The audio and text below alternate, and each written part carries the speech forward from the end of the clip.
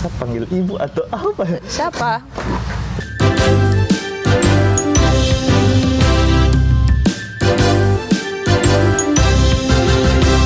Halo semuanya, jadi hari ini kita kedatangan teman saya, Rival, Halo teman-teman. dari Lab Uji Produk di Betul sekali. dari staff Uji produk. ya betul, dari laboratorium uji produk. Kita mau ngobrol hari ini tentang yang sebenarnya di telingaku pun masih asing lah, uji produk. Ya benar banget. Layanan ini memang barukah jadi layanannya BPAFK Makassar atau memang sudah lama? Tapi sebelum ke situ mungkin kita bukan kita sih, Rival yang jelaskan apa itu sebenarnya uji produk. Ya benar sekali. Memang uji produk ini kebanyakan kita kan sering mendengar pengujian dan kalibrasi, itu mungkin sudah sering kita dengarkan. Cuman untuk uji produk ini memang masih terkesan awam banget lah. Betul. Jadi sebenarnya secara sederhana uji produk ini merupakan serangkaian kegiatan ilmiah mulai dari pengamatan hingga melakukan pengujian terhadap alat kesehatan sebelum ia diedarkan. Tujuannya apa? Untuk memastikan keamanannya, manfaatnya, serta menjamin mutunya juga. Dan juga uji produk ini sebenarnya merupakan mandat nasional juga untuk mendukung kemandirian produksi alkes dalam negeri. Jadi tidak hanya produsen luar yang diunggulkan, tapi dengan harapan dengan adanya uji produk bisa mendongkrak produsen-produsen dalam negeri yang kualitasnya tidak berbeda dengan produksi dari luar, seperti itu.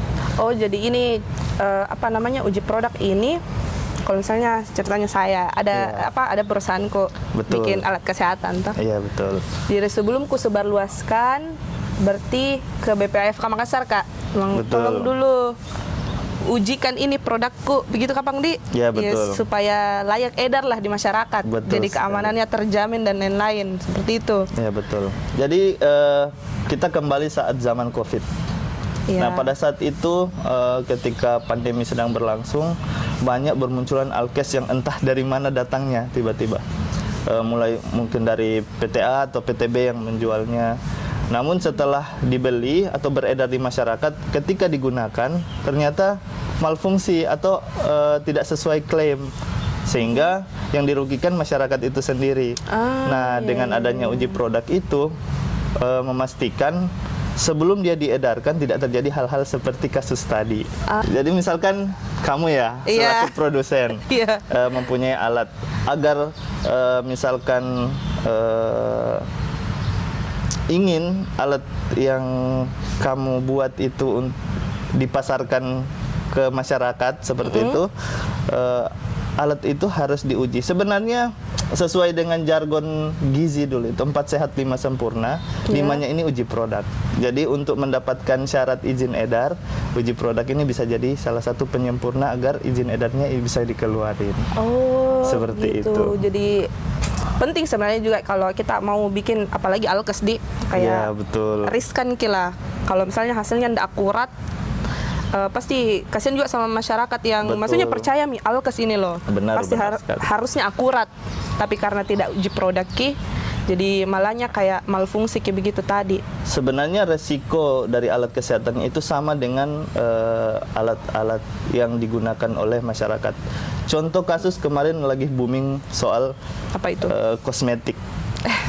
Kosmetik itu kan kemarin itu masalahnya adalah karena uji yang tidak sesuai, overclaim, yang dirugikan masyarakat.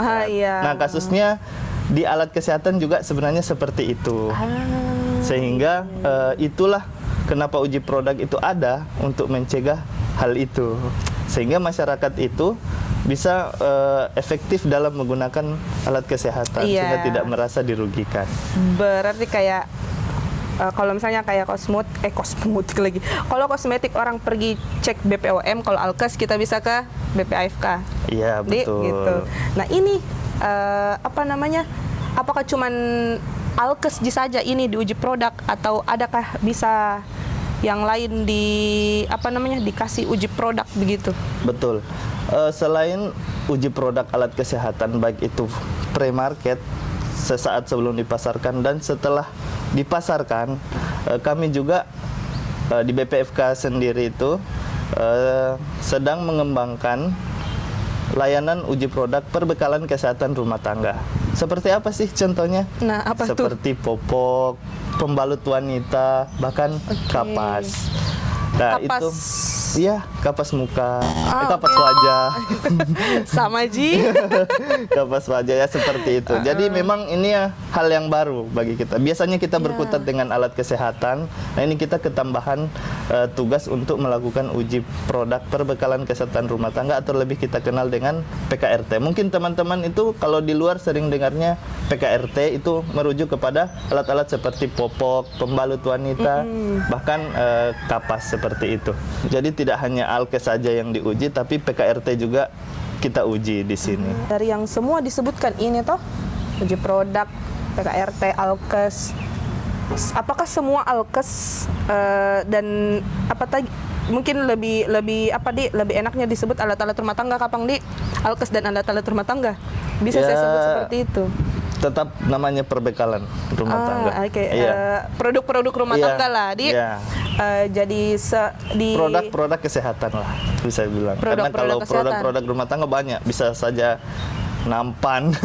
Nah itu maksudku begini, yang aku tanyakan adalah apa semua itu bisa diuji produk di BPFK Makassar, mulai dari apakah semua alkes atau semua perbekalan rumah tangga yang dipakai di rumah tangga bisa semua diuji produk di kantor kita yang tercinta ini. Nah, saat ini BPFK Makassar itu untuk kategori alat kesehatan kita bisa mengerjakan elektromedik, alat dengan kategori elektromedik, dengan tapi dengan catatan di beberapa parameter tertentu. Itu mungkin tantangan kita yang seiring dengan berjalannya waktu akan tetap terus kita kembangkan sampai parameter itu lebih banyak yang kita kerjakan. Kemudian untuk kategori perbekalan kesehatan rumah tangga, saat ini kita baru bisa melakukan uji popok bayi sekali pakai, kemudian pembalut wanita dan kapas. Itu produk-produk rumah tangga sudah ada memang yang pernah uji produk di kita. Sudah ada perusahaan yang uji produknya di sini. Nah, ini tantangannya. Saat ini kan terkait uji produk PKRT ini kan masih hal yang newbie. Iya, betul. Amatir lah. Di Tulungagung pun masih sangat baru Jadi sekali. memang kita perlu monitoring terlebih dahulu terkait siapa saja produsennya, atau mungkin ada UMKM lokal yang memproduksi beberapa jenis PKRT yang tadi saya sebutkan. Ya, mungkin itu yang perlu kita ketahui terlebih dahulu. Saat ini kita di laboratorium hanya bisa mengatakan bahwasanya kita bisa melakukan. Berarti kalau untuk saat ini belum ada sih yang ini. Kalau alkes? Kalau alkes kebetulan kita sudah melakukan uji. Sudah pernah? Iya, sudah. Apa itu alkesnya kalau boleh tahu? Untuk alkes yang kita sudah uji produkkan itu ada mulai dari suction pump, searing pump, USG, dan medical bed, atau yang lebih kita kenal bed pasien lah. Tempat tidurnya pasien. Ya, tempat tidur itu juga pasien. diuji produk. Ya, benar sekali. Saya apalagi pikir yang kategorinya medical bed elektrik atau tempat tidur pasien elektrik. Saya pikir karena tempat tidur ya kasih bikin mie, terus sudah mie diedarkan mie karena kan tempat tidur. Ya, enggak. Jadi memang sesuatu yang berhubungan dengan listrik pasti memiliki resiko tersengat dan segala macam. Nah, itu harus kita pastikan hal-hal seperti itu tidak terjadi. Makanya dengan uji produk kita memastikan untuk contoh parameter keamanan terhadap proteksi terhadap kelistrikan itu bisa dikatakan aman. Dalam hal ini misalkan arus bocor seperti itu. Ini agak mengagetkan sedikit karena ternyata tempat tidur pun diuji produk, tapi dan bisa di kita, dan kita sudah pernah melayani itu. Betul. Ya, oke. Dan memang sering terjadi kasus seperti ini di rumah sakit itu. Kadang biasa orang mengeluh kok alatnya nyetrum. Alatnya nyetrum, padahal tidak ada kelihatan kayak kabel terkelupas seperti itu, kok alatnya nyetrum. Nah, itu salah satu yang ingin kita hindari. Diharapkan ketika uji produk itu dilakukan, nah hal-hal seperti itu kita bisa mitigasi, tidak akan terjadi seperti itu. Berarti hal seperti itu termasuk sebenarnya malfungsi, karena harusnya tempat tidur pasien, apalagi yang elektrik begitu, harusnya dia tidak bikin nyetrum. Ya, sama halnya kayak kosmetik overclaim, misalkan dia bisa melindungi paparan sinar UV begitu. Itu kita buktikan seperti itu. Dia mengklaim bahwasanya dia aman dari sisi proteksi listriknya. Ternyata ketika kita uji ada sedikit sengatan, berarti dia tidak sesuai klaim. Nah, itu yang kita pastikan. Berarti yang kita pastikan adalah dari produsennya ini mengklaim seperti apa, itu yang kita uji. Iya, betul. Begitu. Berarti tidak diuji secara keseluruhan, tergantung klaim dari produsennya Ya, betul. Itu memang benar klaim, tapi perlu digarisbawahi, klaim itu harus didasarkan pada standar. Oke. Standar itu yang kita acu, apakah itu diklaim, dan ketika dia diklaim harus kita uji. Gitu. Seperti yang itu. Kayak standar misalnya tempat tidur, kalau ditiduri tidak tiba-tiba terlipat. Gitu. Jadi memang kita mengacu secara teknis, kita mengacu pada standar 60601/1. Apa Jadi itu? Memang persyaratan umum standar untuk pengujian produk kita. Untuk alat elektromedik. Berarti itu sangat-sangat jauh berbeda dengan yang dari dulu BPFK lakukan, yang pengujian kalibrasi alkes dengan uji produk alkes. Berbeda jauh ya. Betul. Itu beda jauh. Hal ini sering menjadi pertanyaan juga, apa sih perbedaan antara pengujian atau kalibrasi alat kesehatan seperti yang BPFK sebelumnya lakukan di rumah sakit dan uji produk ini sendiri. Sebenarnya secara sederhana, uji produk itu dilakukan sebelum diedarkan dan sesaat diedarkan dalam konteks produksi. Tapi kalau misalkan pengujian dan kalibrasi alat kesehatan itu dilakukan secara momentum, misalkan secara regulasi mengatur setahun harus dikalibrasi. Tujuannya apa? Untuk memastikan akurasi dari alat tersebut setelah diedarkan dia tetap layak untuk digunakan. Seperti itu. Memang agak sedikit tipis-tipis dibilang sama tapi beda. Bilang beda tapi tak sama. Seperti itulah. Karena intinya mau dilihat layak enggak ini betul. Untuk beredar di masyarakat, dipakai langsung sama masyarakat. Betul. Secara ranah tanggung jawab, yang paling membedakan sebenarnya untuk uji produk itu ranah tanggung jawabnya ada di produsen. Adapun pengujian dan kalibrasi alat kesehatan itu ranah tanggung jawabnya ada di Pasienkes.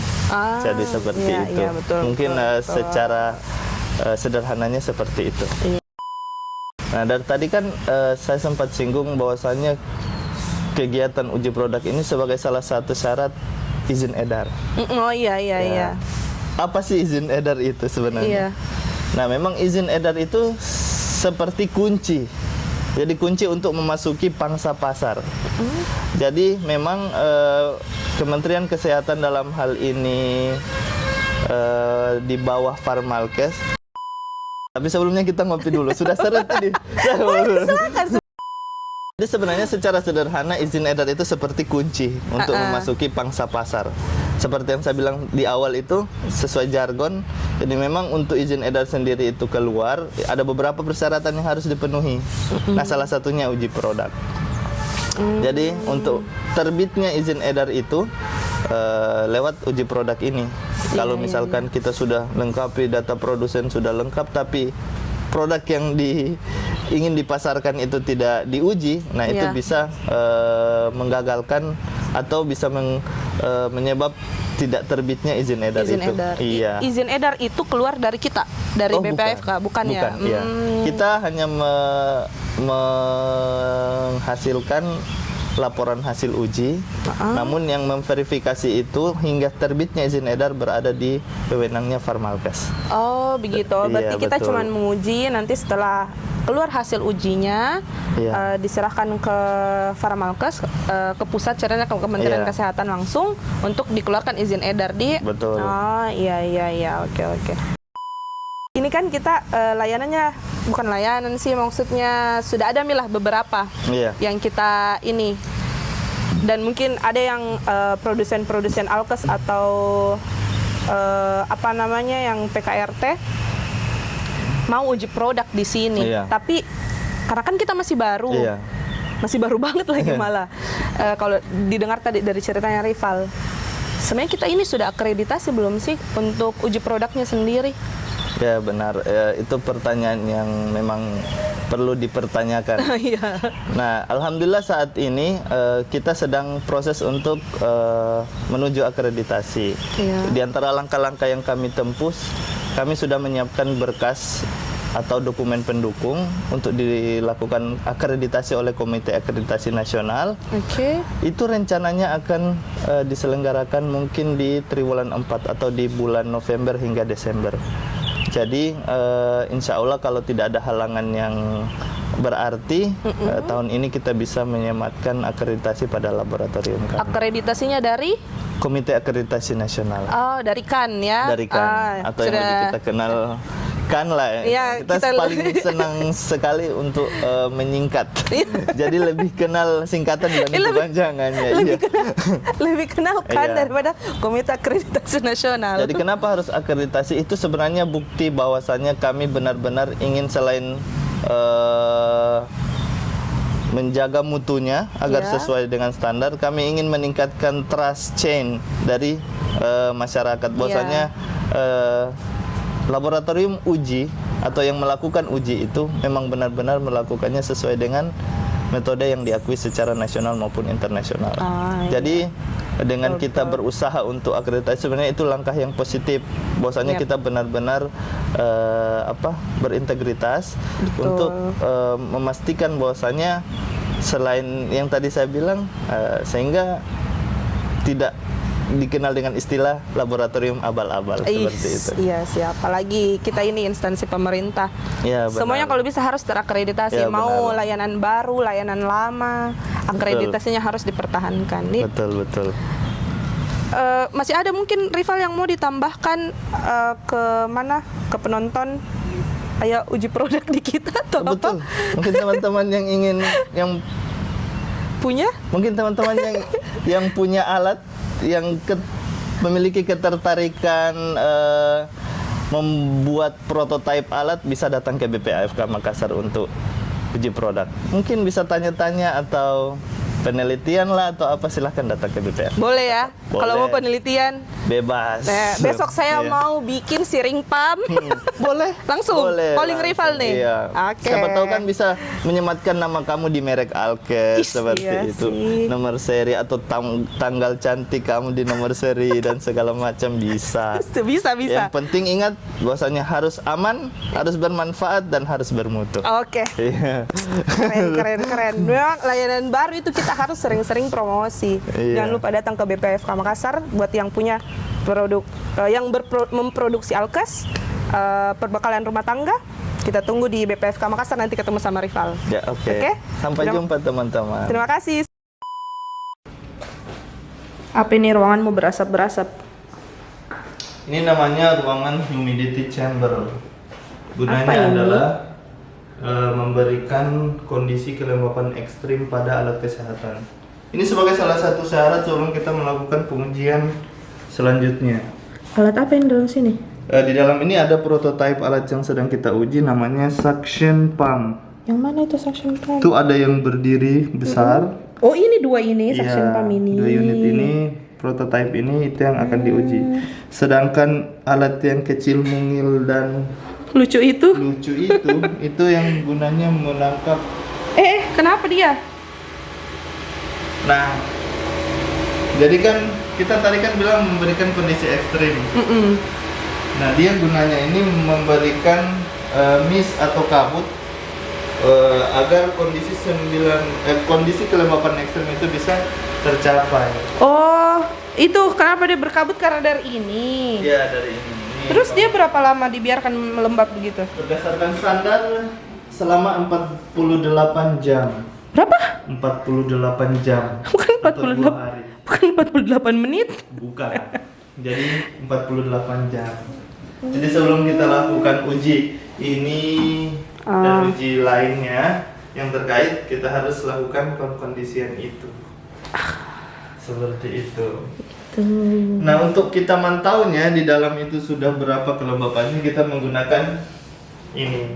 Jadi grafik secara real time bisa kita pantau. Iya. Di sini juga ada timernya. Nah, di sini ada sekitar 94%